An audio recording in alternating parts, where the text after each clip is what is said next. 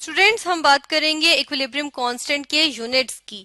हम देखते हैं इक्विलिब्रियम कांस्टेंट हमने डिराइव किया था जब हमने लॉ ऑफ मैथ सेक्शन जो है वो उसको हमने जब इसकी डेरिवेशन की थी तो हमने डिराइव किया था किससे। एक हमने जो है वो हाइपोथेटिकल या एक सपोज्ड हमने केमिकल इक्वेशन ले ली थी जो रिवर्सिबल रिएक्शन शो कर रही थी। ठीक है, ये हमारे पास जिस तरह से इक्वेशन आ गई। ठीक है, इसमें हमने कहा था कि ए के ए मोल्स बी के बी मोल्स से रिएक्ट करके सी के सी मोल्स और डी के डी मोल्स बनाएंगे और ये रिएक्शन रिवर्सिबल होगा, यानी कि सी के सी मोल्स और डी के डी मोल्स जो है वो वापस जो है वो रिएक्ट करके वो बी के बी मोल्स और ए के ए मोल्स भी बना सकते हैं। फिर हमने डेरिवेशन की थी, हमने जो है वो फाइनली एक कंक्लूजन पे पहुंचे थे। हमने एक जो है वो यहाँ पे जिस तरह हम देख रहे हैं कि एक रेशो निकाल ली थी। ठीक है, जिस तरह से यहाँ पे हम देख रहे हैं कि ये रेशो निकाल ली थी किस किस की।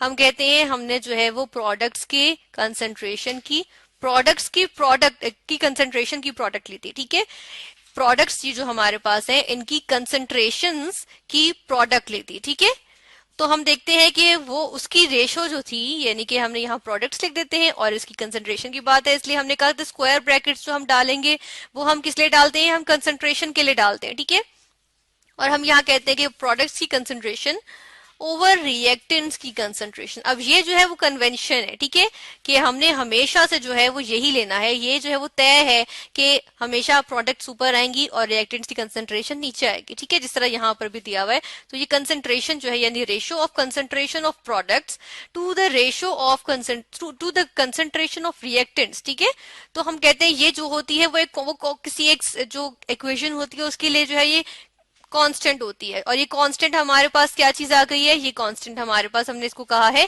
Equilibrium constant. ठीक है, हम भी यहाँ पे ये भी मेंशन करते हैं कि ये क्या कहलाता है, इक्विलिब्रियम। इक्विलिब्रियम क्योंकि इक्विलिब्रियम पे आया है ये कांस्टेंट। ठीक है, तो ये इक्विलिब्रियम कांस्टेंट आ गया। ठीक है, अब हम देखते हैं कि इस तरह से हम अगर हमारे पास कोई एक्चुअली एक इक्वेशन हो, ये तो हमने जनरल इक्वेशन ली थी, सपोज्ड इक्वेशन ली थी, हमारे पास ए बी या सी या कोई डी जो है वो कोई एलिमेंट नहीं था बल्कि सपोज्ड थे। ठीक है, इनके मोल्स भी सपोज्ड थे। अब हम जो है वो एक एक्चुअल जो है वो इक्वेशन ले लेते हैं, इसमें हम बात कर लेते हैं। यहाँ पर हम लेते हैं एक सिंपल पहले एक इक्वेशन लेके बात करते हैं। जिस तरह से अगर हमारे पास हो हाइड्रोजन गैस ने, ठीक है, रिएक्ट किया आयोडीन गैस के साथ, आयोडीन के वेपर्स होते हैं हमारे पास। ठीक है, क्योंकि ये सॉलिड फॉर्म में भी एग्जिस्ट करती है इसलिए इसके वेपर्स थे। इसने जो है वो रिवर्सिबल रिएक्शन शो किया। ठीक है, और हमारे पास बन गई हाइड्रोजन आयोडाइड। ठीक है, ये हमारे पास हाइड्रोजन आयोडाइड गैसियस फॉर्म में बन गई। ठीक है, अब हम देखते हैं कि हमारे पास यहाँ पे हाइड्रोजन के साथ हम यहाँ मेंशन करते हैं कोफिशिएंट क्या है। जिस तरह यहाँ ए के साथ कोफिशिएंट ए था, स्मॉल ए, और हमने कहा था इसके मोल्स हैं जो रिएक्ट कर रहे हैं। ठीक है, इसी तरह बी के साथ कोफिशिएंट था स्मॉल बी, जो हमने कहा था इसके मोल्स हैं जो रिएक्ट कर रहे हैं। ठीक है, इसी तरह सी के साथ स्मॉल सी था जो हमने कहा था इसके मोल्स हैं जो फॉर्म हो रहे हैं, जो प्रोड्यूस हो रहे हैं। और डी के साथ स्मॉल डी था जो हमने कहा था कि इसके मोल्स हैं जो बन रहे हैं। ठीक है, प्रोड्यूस हो रहे हैं। तो हम यहाँ पे देखते हैं कि जो हमारे पास हाइड्रोजन है इसके साथ जो है 1 मोल इसका जो है वो रिएक्ट कर रहा है। ठीक है, इसी तरह आयोडीन का जो है हम कोफिशिएंट 1 लगाएंगे कि 1 मोल जो है वो रिएक्ट कर रहा है। ठीक है, और हम हाइड्रोजन हाइड्रोजन आयोडाइड का देखें तो यहाँ 2 लगाएंगे कि 2 मोल्स इसके बन रहे हैं। ठीक है, प्रोड्यूस हो रहे हैं। हम यहाँ पे देखते हैं कंडीशंस भी, एक गिवन टेम्परेचर है हमारे पास 450 डिग्री सेल्सियस। ठीक है, इक्विलिब्रियम कांस्टेंट हमेशा कांस्टेंट रहेगा किस पे, एक गिवन टेम्परेचर पे या गिवन कंडीशंस पे। ठीक है, इसी तरह यहाँ पर हमने बैलेंस की इक्वेशन और हमने देखा कि 1 मोल हाइड्रोजन गैस के और 1 मोल आयोडीन गैस के साथ रिएक्ट करके बना रहे हैं 2 मोल्स ऑफ हाइड्रोजन आयोडाइड। और 2 मोल्स ऑफ हाइड्रोजन आयोडाइड वापस जो है वो डिकम्पोज होके आयोडीन गैस के वेपर्स 1 मोल और हाइड्रोजन गैस के 1 मोल जो है वो भी बना रहे हैं। ठीक है, तो अब हम देख लेते हैं कि इसका अगर हम डिराइव करके इसकी यूनिट्स निकाल लेते हैं। ठीक है, हमने कहा कि जब हम करते हैं तो उसके बाद इसकी रेशो निकालते हैं प्रोडक्ट्स ओवर रिएक्टेंट्स। ठीक है, कंसंट्रेशन से। तो इस तरह हम यहाँ पर भी कर लेते हैं कि प्रोडक्ट जो है वो हमारे पास क्या है, हाइड्रोजन आयोडाइड। हमारे पास अब यहाँ पे जिस तरह ऊपर सी और डी थे तो हमने सी और डी स्क्वायर ब्रैकेट्स में लिखा था, हम यहाँ पे हाइड्रोजन आयोडाइड, ठीक है, इसी तरह लिखेंगे। और जो सी के मोल्स थे या डी के मोल्स थे उनकी जो है वो ऊपर कोफिशिएंट जो है वो पावर की फॉर्म में आई थी। तो यहाँ पे इसकी जो है वो 2 है तो ये पावर की फॉर्म में ऊपर 2 आ गया। ठीक है, फिर हम देखते हैं कि हमारे पास प्रोडक्ट तो एक ही है इसलिए एक ही लिख दी। ठीक है, अब हम देखते हैं कि रिएक्टेंस नीचे जो है वो अब जो डिनोमिनेटर है, ठीक है, इसमें हमारे पास रिएक्टेंस की कंसेंट्रेशन आएंगी, इनका प्रोडक्ट आएगा। तो हम देखते हैं कि ए है और बी है। अब हम ए, यहाँ पे ए क्या हो सकती है, ए बी या रिएक्टेंट्स जो है वो हाइड्रोजन यानी H2 और I2 है। तो हम H2 और I2 भी लिख लेते हैं यहाँ पे, ठीक है। हम यहाँ पे लिखते हैं H2, ठीक है, इसकी जो है वो क्या कंसेंट्रेशन, ठीक है। और किसकी, आयोडीन की, हम यहाँ पे आयोडीन की भी लिख लेते हैं कंसंट्रेशन यानी स्क्वायर ब्रैकेट्स में, ठीक है।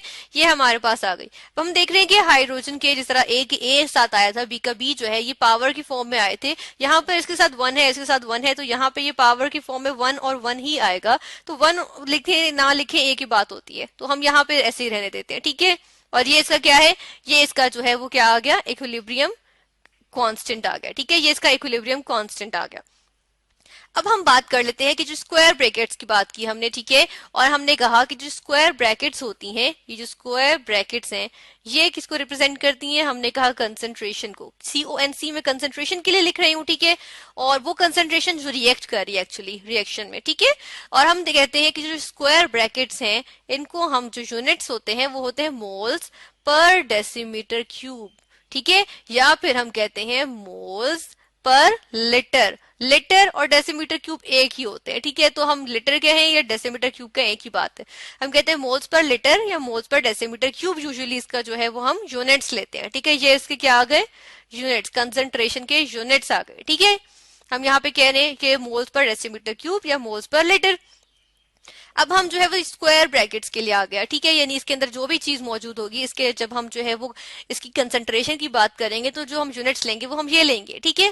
फिर हम कहते हैं कि यहाँ पे हम इसकी जो है वो यूनिट्स ले लेते हैं, ठीक है, क्योंकि हम यूनिट्स की बात कर रहे हैं। तो इक्विलिब्रियम कांस्टेंट के यूनिट्स की अब हम बात करते हैं कि इक्विलिब्रियम कांस्टेंट के यूनिट्स हमेशा जो है वो हर रिएक्शन के लिए डिफरेंट होते हैं। जिस तरह यहाँ पे अगर हम देखें तो क्या हमारे जो है वो यहाँ पे हम देख लेते हैं कि हमारे पास क्या इक्विलिब्रियम कांस्टेंट के यूनिट्स आएंगे। इक्विलिब्रियम कांस्टेंट को हम इस तरफ से इधर ले आए, ठीक है, यानी इक्वल्स का साइन आ गया। अब हाइड्रोजन आयोडाइड की कंसंट्रेशन मोल्स पर लीटर में या मोल्स पर डेसीमीटर क्यूब में लेंगे, ठीक है, तो हमने ले लिया मोल्स पर डेसीमीटर क्यूब, ठीक है।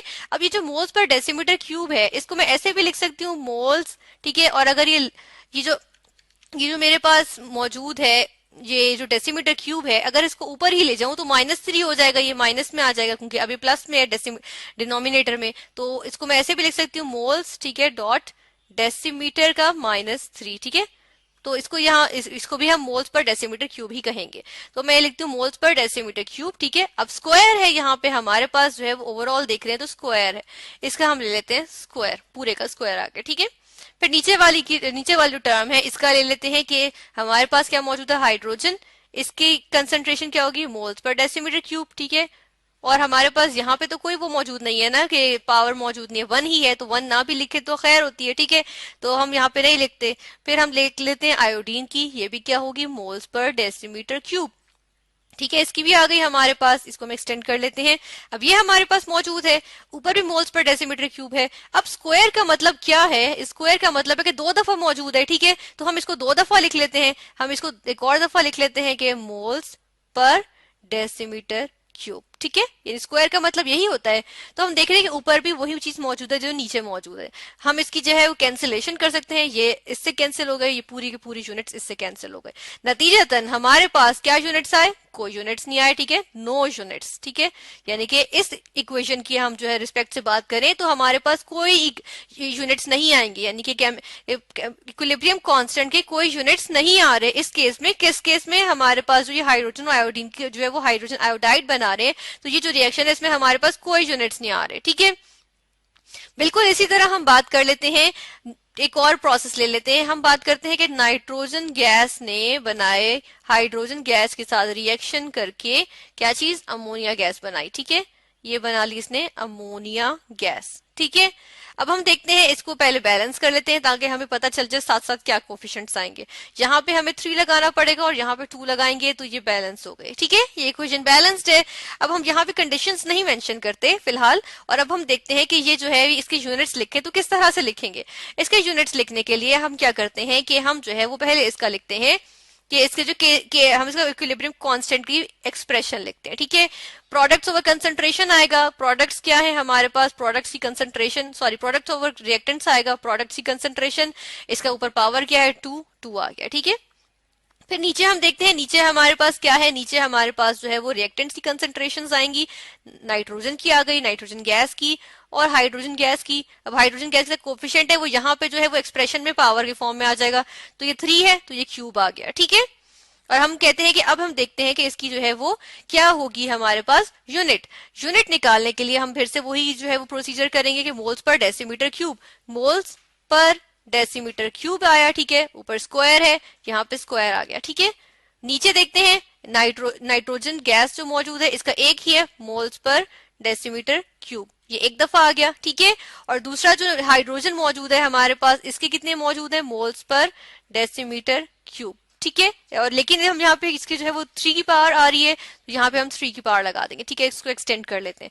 अब हम देखते हैं कि हमारे पास जो ये केमिकल इक्विलिब्रियम है इसकी क्या हमारे पास जो है वो वैल्यूज आती हैं। यहाँ पे वैल्यूज देखें हम कहते हैं यहाँ पे स्क्वायर है, ठीक है, एक दफा जो है ये कैंसिल हो जाएगा इसके साथ, ठीक है। फिर एक और दफा ये जो है वो कैंसिल, यानी कि अब क्या मौजूद है, मोल्स पर डेसीमीटर क्यूब मौजूद है ऊपर, ठीक है।